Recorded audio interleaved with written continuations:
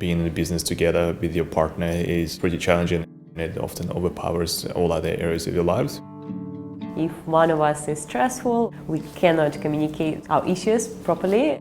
Every time we start a conversation, it's like explosion. This weekend, I'm hoping to improve our dynamic, how we communicate, how we give each other feedback inside and outside of business. In theory, we know how to work on the relationship, but at the same time, we need help. Sometimes it's just tricky to let go and trust each other. I hope that we learn to make it a balanced and harmonious relationship. I would like to have more practical tools, some advice, tips, how to calm down and just be kinder to each other.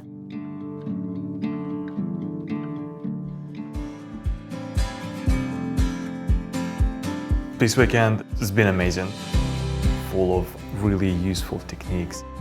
That's the only workshop I've ever been to where I was actually enjoying the homework.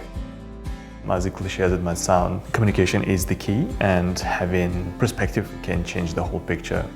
I'm just very excited to implement all those techniques, and what we learned already improved our relationship. I'm looking forward to the next workshop.